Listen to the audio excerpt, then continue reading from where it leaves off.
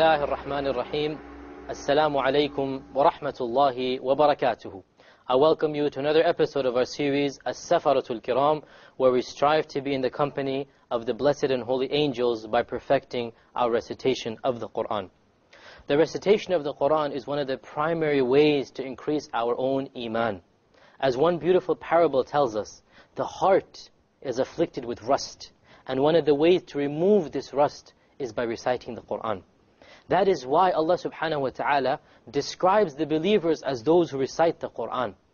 He mentions the characteristics of the believers, and he starts off this description by saying, إِنَّ الَّذِينَ يَتْلُونَ كِتَابَ اللَّهِ. Those who recite the book of Allah, and they pray, and they fast, and they do good deeds, they are the ones, يَرْجُونَ تِجَارَةً لَن تَبُورَ. They are going to have a very beautiful, a very beneficial, a very lucrative transaction, meaning that they will gain Jannah. So to recite and to memorize the Quran is an integral part of our iman. As the famous companion Ibn Mas'ud said, that he who does not have anything of the Quran in his heart, in his chest, he is like a broken house. He is like a ruined house.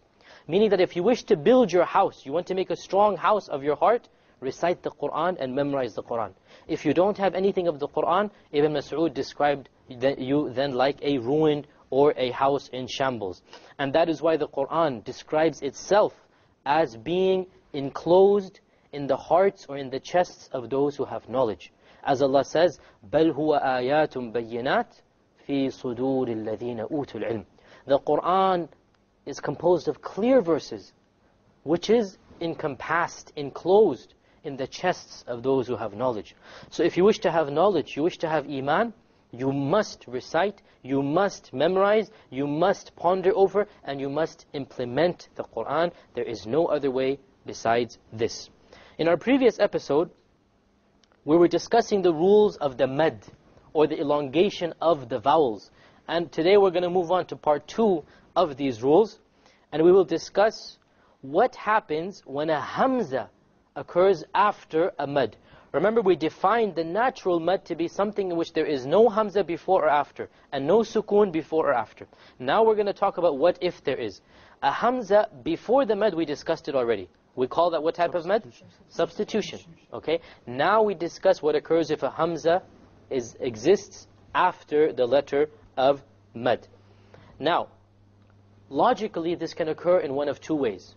The Hamza can either be in the same word, or it can be at the beginning of a different word. Which means that the madd occurs at the end of one word, and the Hamza occurs in the beginning of the second. So let's take each of these two rulings one by one. If the Hamza occurs in the same word as the madd, we call it the connected madd, al-madd al-Muttasil. Obviously, why do we call it connected? Because it is connected, because it's in the same word. So common sense, you call it al-madd al-Muttasil, the madd which is connected.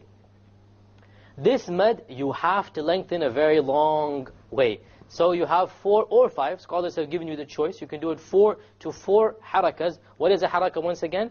It is the time that it takes to open a finger from a closed fist. Okay, so this is 1 haraka, 2 harakas, 3 harakas, 4 harakas. So the scholars say you have a choice of 4 or 5 harakas. Basically make it very long. So you must make this madd very long. Some examples. طائفة. Notice we have the alif followed by a hamza, okay, in the same word. So then you have to make it long. طائفة. You cannot just say طائفة, which is a natural madd, 2 harakas. That would be a mistake. Likewise over here, خطيئة. You have 4 or 5. You have to make it long. سوءة. You have a waw preceded by a dhamma followed by a Hamza. You have to make it once again long. As-samaa.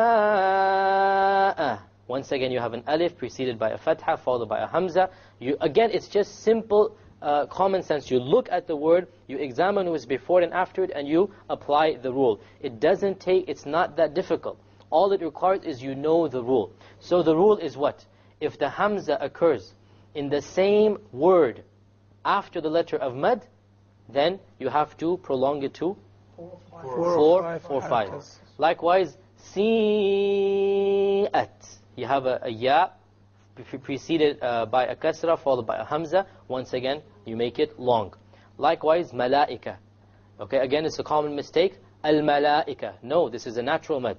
You have to prolong it. Al-malaika. You have to make it long. If you don't make it long, then it is a mistake. So if it's the same word, you call it al-mad, al-muttasil, or the connected mad. The ruling, you make it long, 4 or 5, meaning you have to make it very long. What's the other situation or scenario? If the hamza occurs at the beginning of a different word. This time, again, it doesn't take too much of knowledge to understand. It's called a separated mad. In contrast to a connected mad, in Arabic we say al-mad al-munfassil. Why is it separated? Because it's in 2 separate words. Again, it's common sense. In this case, we have an option. We have a broader choice. We can lengthen it to 2 or 4 or 5 harakas. It's completely up to us. So you can't go wrong whatever you do as long as you do a mad. Okay, whatever you do is going to be correct. There's only one point, and that is that, suppose you open up the Quran to recite. The first time you come across a separated mad, you need to make a choice. Do I want to recite al-mad al-munfasil as 2 or as 4 or as 5? Once you've made that choice, then until you finish that recitation, you should be consistent. You should be consistent in your choice. If you've chosen to recite it as 2 harakas, every time you come to a mad al-munfasil, a separated mad, make sure it's 2 harakas. Likewise, if you've chosen to be 4, make it 4, and with 5, make it 5. If you mix and match, it will not be correct tajweed. You should be consistent, but obviously not for the rest of your life, only for that particular recitation. When you sit down, you open the Quran. When you close it, then the next time you come, you can choose another length to do it. Let us look at some examples. Fi anfusikum. Okay, let us now do fi anfusikum as 2 harakas. Amr, why don't you try it as 2 harakas?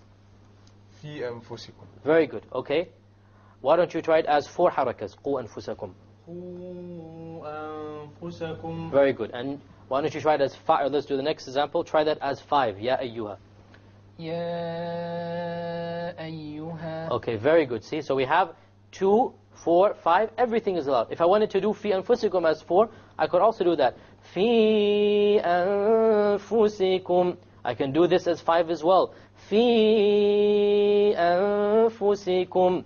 So you can do it 2, 4, or 5. But, as I said, you must be consistent, okay? If you're not consistent, this will be a mistake in tajweed. Likewise, inna awhayna.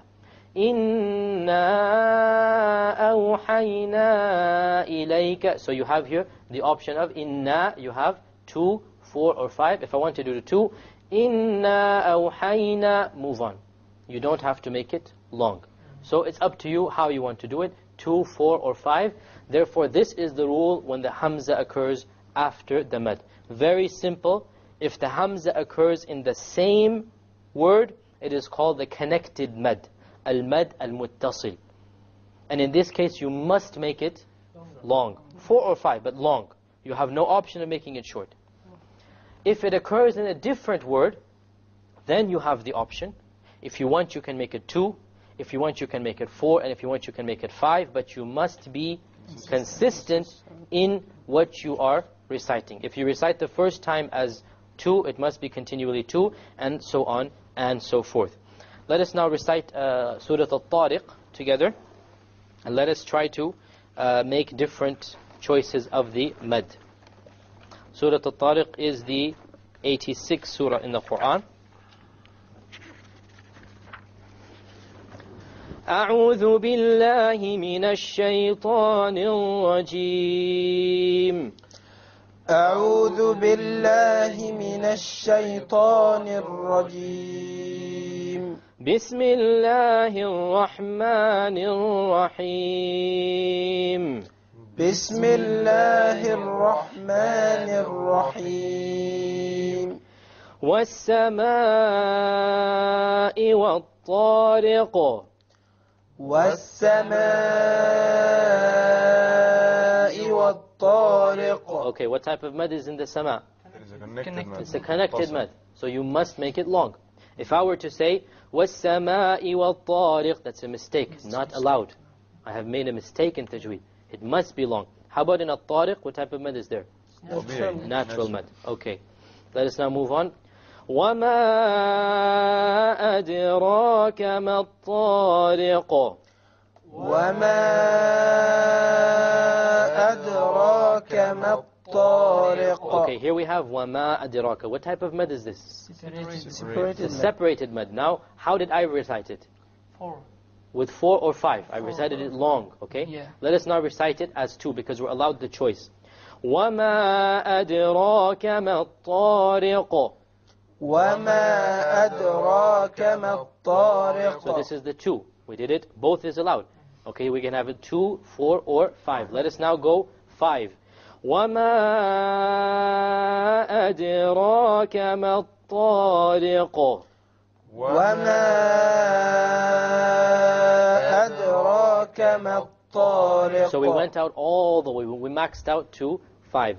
Now, once again, for those of you who are not familiar with the harakas and how to do them, as I said, you have 2 ways. Firstly, in the beginning, when you're alone, you can actually physically open your hands and try to calculate how long the harakas are. Secondly, and this is the better way, go to the mashayikh, go to the qurra, go to the huffaz and recite to them, and also listen to their recitation. And listen to cassettes as well. When you listen to cassettes, you'll get a much better idea of how to judge how long a particular haraka is.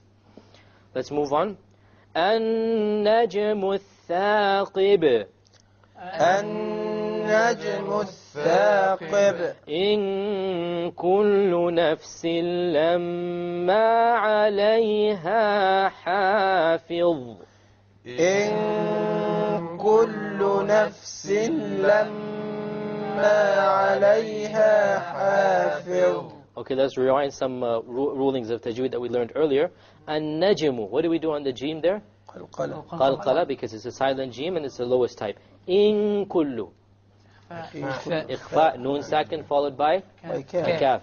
نفس لما, what do we do? إدغام without غنة, because there's tanween followed by alam. لما غنة, why? Mim mushaddad. We said anytime there's a mim mushaddad in the Quran, there will be a غنة. عليها حافظ. Another common mistake is that the alif is made deep. So many people might say حافظ. This is a mistake. The alif has to be light. حافظ, because there's a light letter before it. فلينظر. What do we do there? إخفاء. Okay. فلينظر الإنسان. Another إخفاء. And then مما. This is actually an idgham. This is an idgham because أصله is min ma. Right? أصله, the original is min and then followed by ma. So فلينظر الإنسان مما خلق. فلينظر الإنسان مما خلق. خلق من ماء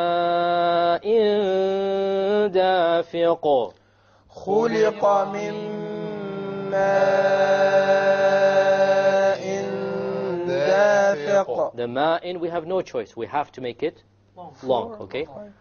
يخرج من بين الصلب والترائب.